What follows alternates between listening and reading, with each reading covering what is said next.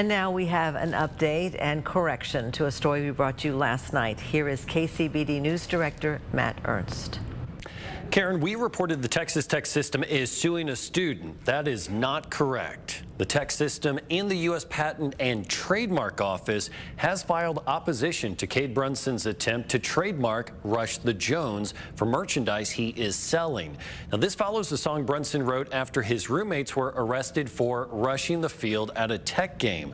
This document shows Brunson in September filed to trademark Rush the Jones.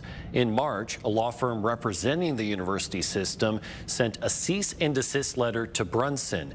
In our story yesterday, Brunson said he chose to ignore that letter. In April, representing Tech, the law firm filed a notice of opposition in the U.S. Patent and Trademark Office.